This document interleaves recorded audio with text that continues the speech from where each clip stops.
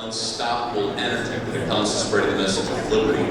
Message that transcends color, race, creed, origin, liberty. Ladies and gentlemen, put a big round of applause together for K. Carl Schmidt.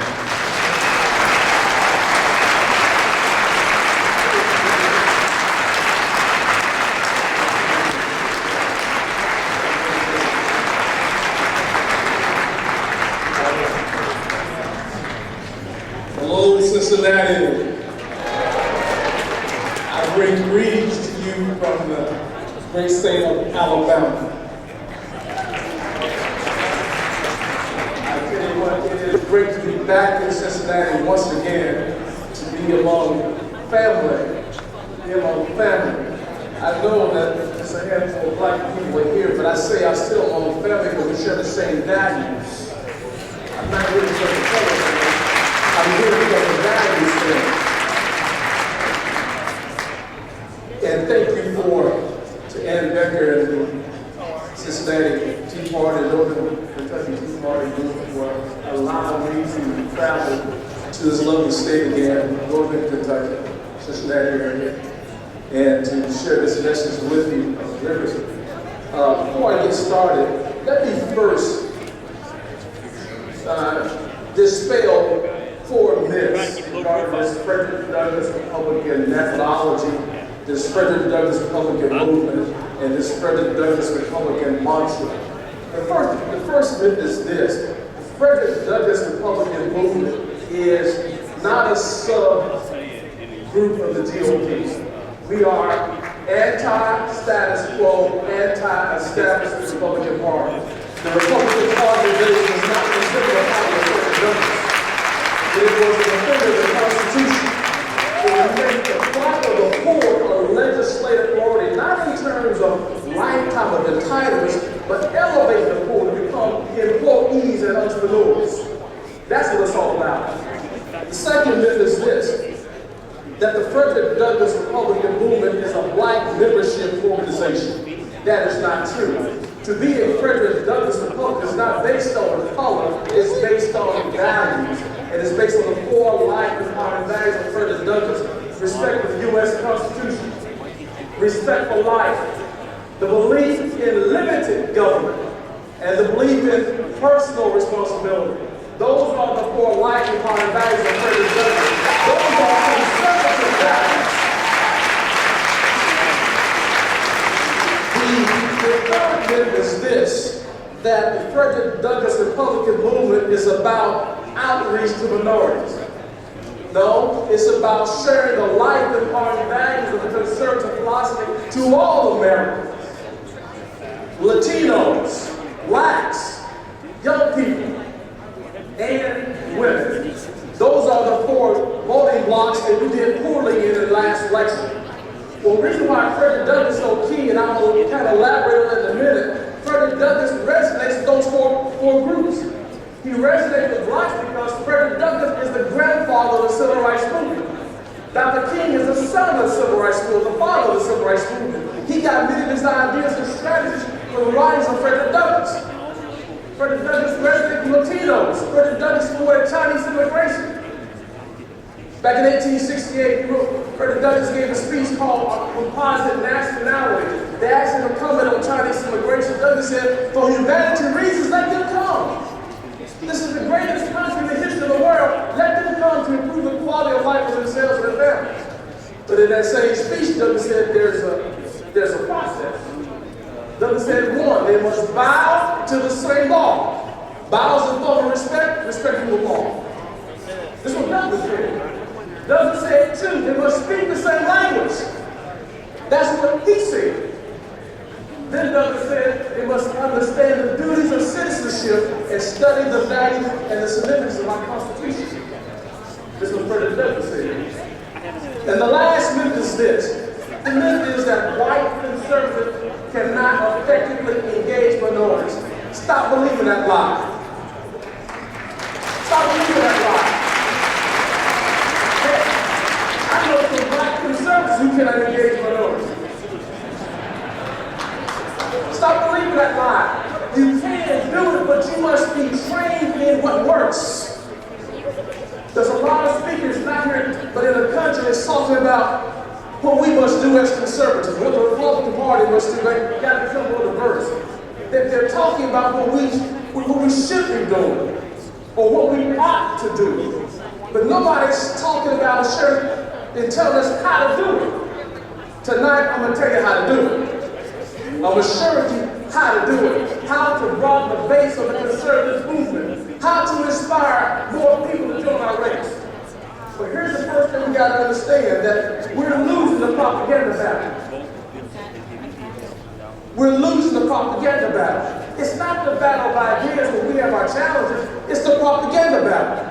The word conservative, the word Tea Party, and the word Republican Party, those three words have a negative connotation.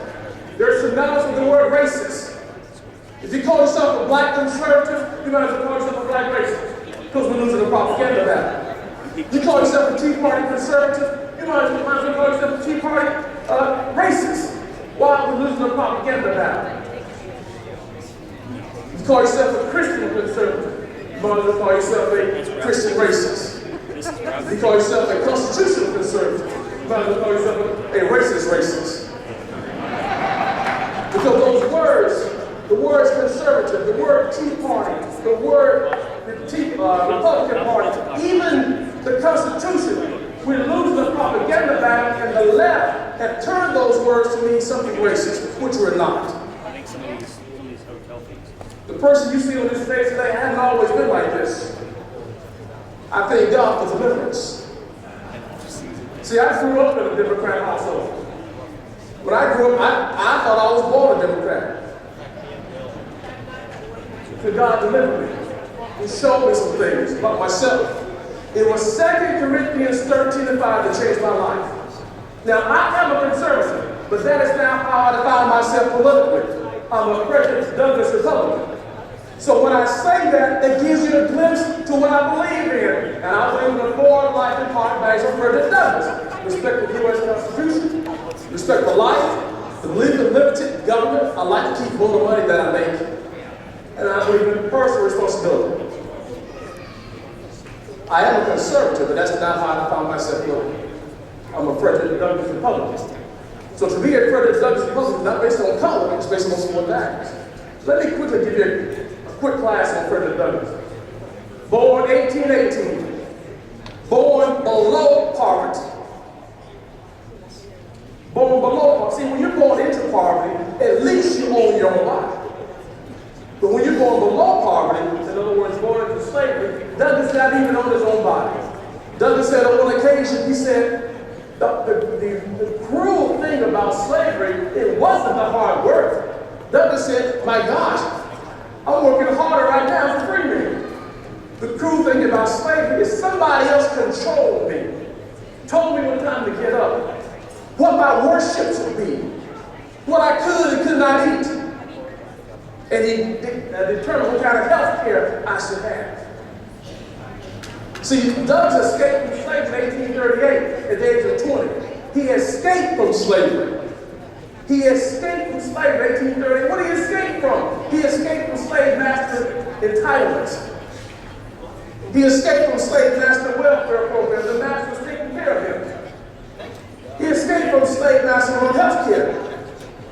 Like we should escape from slave government on health care. I guess Governor Romney would say that President Douglass was a 47%.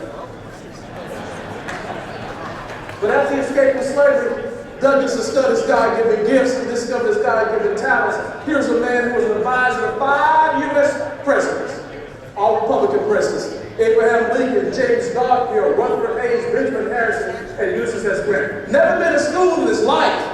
He wrote 3 books. He learned how to read and write while in slavery. While he was on the system, he learned how to read and write. Frederick Douglass was a capitalist. He was a capitalist. Let me say that again so you don't think I said something different. Frederick Douglass was a capitalist. He was a free market entrepreneur. He was a public speaker. He owns 2 newspaper companies. At the time of his death, 1895, this man, at the time of his death, had amassed $300,000 in savings back in those days, which is the equivalent of more than $10 million today. Douglas was a 47%, but he became a 1%. It's true. It's true. Here's what we have to do. We as conservatives, we have to engage. We always hear that. We have to engage. We got to change hearts and minds and inspire people to join the ranks of a conservative movement. If we don't do that, we're toast. Karl Rove don't have the right approach. Save your money.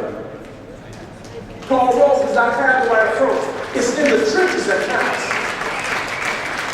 You got to be able to talk to your friends, your family members, and your fellow citizens about your conservative values and do it in a way when you inspire them to join the ranks of your movement. You got to know how to engage. You got to know what words are politically explosive when you try to engage. You got to know that. You got to be taught that. Don't give it stuff that you can't do.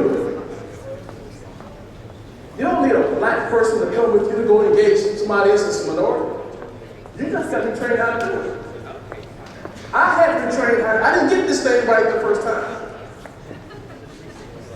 You got to be trained how to engage. This Douglas Republican methodology, this mantra, this movement, over the past 5 years since I've been doing this and God gave me this message, I have seen some of the most and witnessed some of the most entrenched, liberal, leftists change how they vote and change their party. You got to have a message in the morning, it's non-condescending. You can't be confrontational. Just share your message, leave alone. Not trying to convert. I was not converted to conservatism. I've always been what I just didn't know. See, growing up in Alabama, through my church, through the NAACP, the left message of liberalism, progressivism was always in my ear. That's all I heard, because conservatives were in my ear as a young man. I never got to counter arguments when I became an adult. I said, wait a minute. I'm a conservative in terms of my values. So, I can't get into detail of everything I want to tell you, but I wrote some books. Usually write this down. I wrote a book. It's entitled Frederick Douglass Republicans. Now, let me talk just about this Frederick Douglass Republican piece. Here's why this message is so powerful. Frederick Douglass Republican. Because we're losing a propaganda battle, for many folks, that's an oxymoron. They just don't go together. Frederick Douglass is an icon of liberty. Republican, an icon of racism. Because we're losing a propaganda battle. How do they go together? So when I say I'm a Frederick Douglass Republican, it piques people's interest, and they want to know more. But by the fact that I pique their interest, it gives me a chance to engage. So when I start engaging, I start framing the debate. I start driving the narrative. You can't call a Frederick Douglass Republican a racist. We believe what Douglas believed in. You can't call a Frederick Douglass Republican a sellout or Uncle Tom, or that we don't care about the poor. Nobody's done more for the poor than Frederick Douglass. Wrote the book, live here on the table. It's the exact words. The book is a conservative action handbook. It gives you the information you need so you can engage. What did Douglas say about the Constitution? What did Douglas say about the 3/5 clause? Frederick Douglass admired the founding fathers and he respected the Constitution, not at first. He went through some transformation. He writes about it.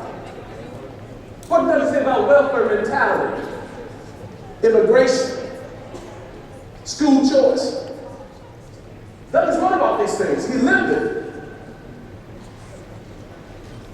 So the book gives you the information you need so you can engage. People are buying books, we can't keep the books, they're selling very fast. But when I found out people are buying the book, but they were still not engaging. I wonder why. When I found out they didn't have the confidence to engage. So I wrote a companion guide to the book. The companion guide is called the Most Asked Challenges.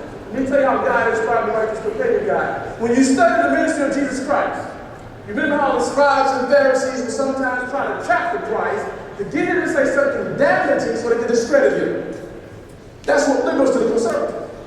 They try to trap us so they can call us racist, so they can call us a sellout. Let me say this one thing about racism. Racism has no political face. Is there racism in the Tea Party movement? I have never experienced it, but I'm not going to be naive and say that one or two misfits are not in the movement. There's racism in the Republican Party. I have experienced it, but I'm staying there. I'm going to fight and fix it. Is there racism in the Democrat Party? You betcha. Racism has no political face. There's racism on my 8-year-old grandson's soccer team I got to deal with. Racism has no political face.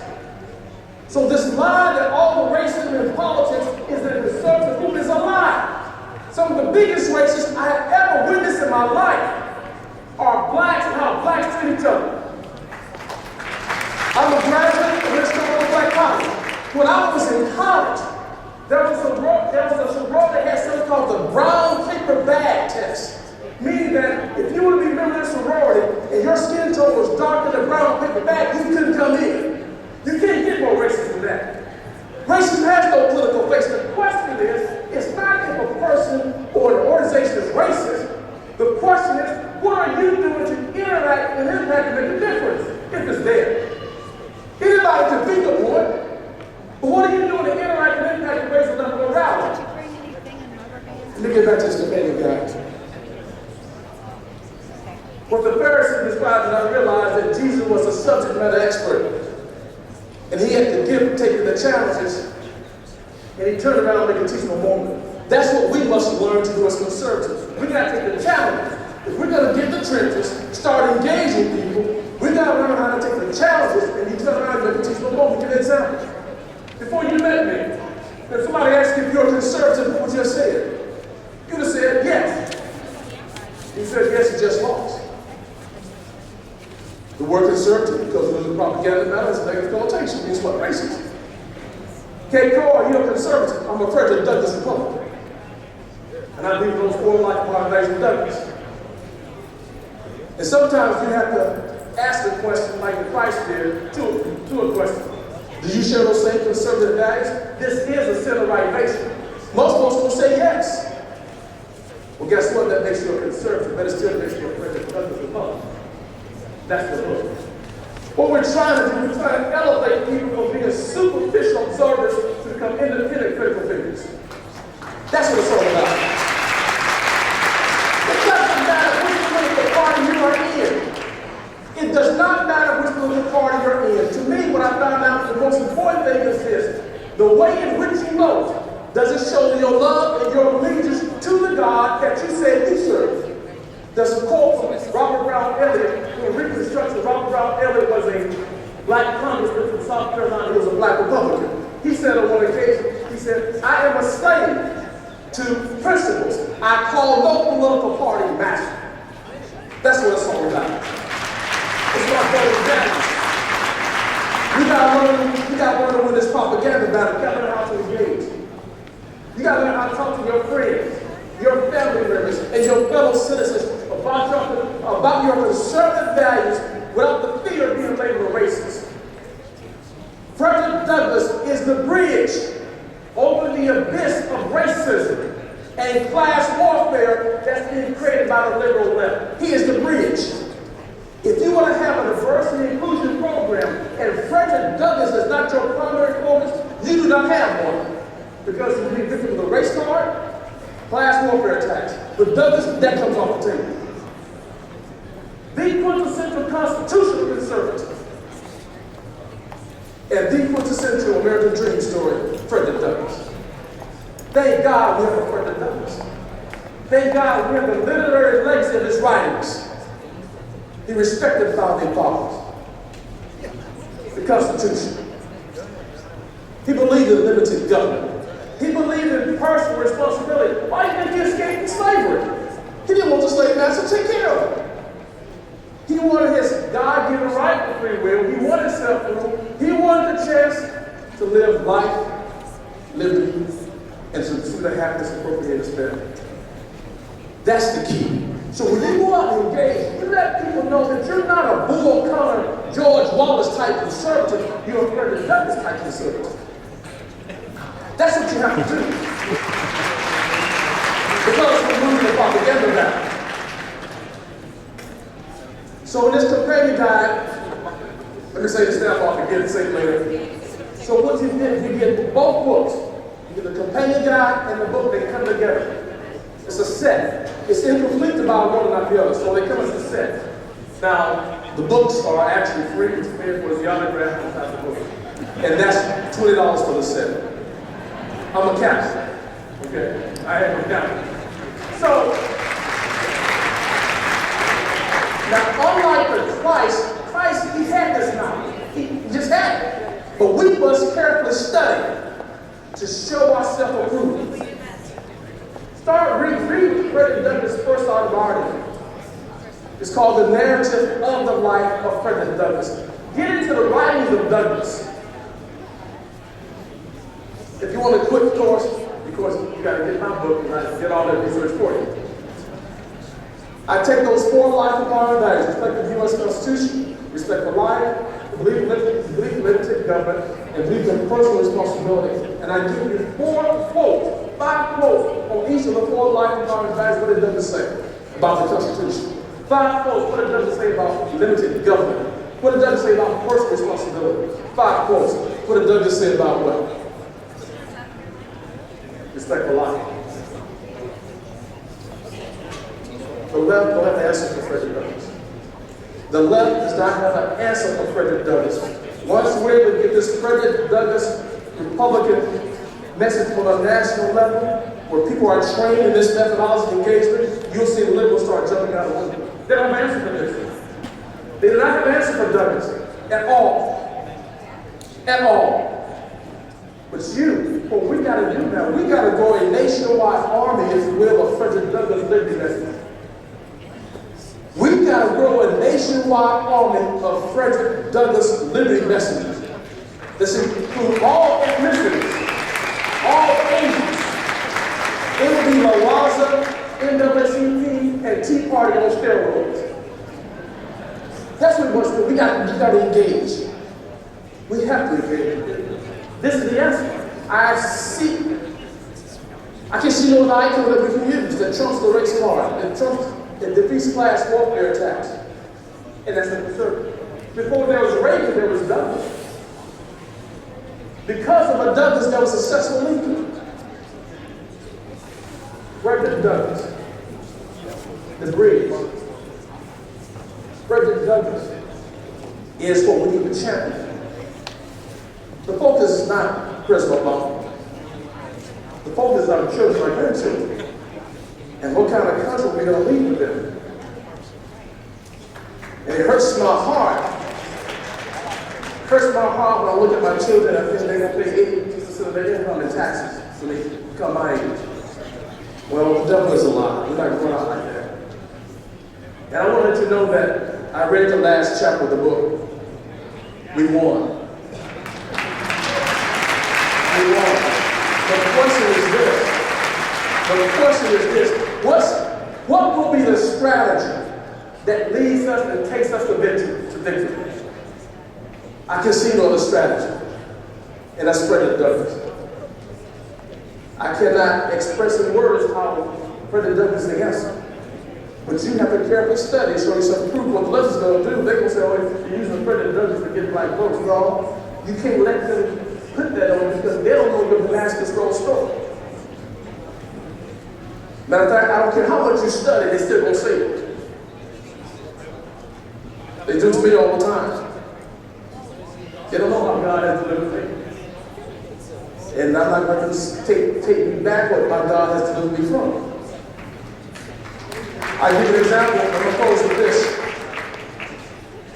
And I talked about this in the companion guide. I went to speak, and we traveled the country doing this. I went to speak at 2 weeks in advance, I gave this black pastor a book. He was so inspired by the book, just like me, Democrat. He said, I want you to come talk to my congregation. So he set up a meeting on a non-church night, about 200 people were there. before I got a chance to go speak, a middle-aged black woman approached me. She said, Mr. Smith, she said, I am an Obama lover. You and I will never agree. I said, yes, ma'am. I said, you're probably right because I'm a Jesus Christ lover. She said, wait a minute. She said, wait a minute. I'm a Jesus Christ lover too. She said, wait a minute, ma'am. That's not what you said. Jesus did not come out of your mouth, therefore he wasn't even on your mind.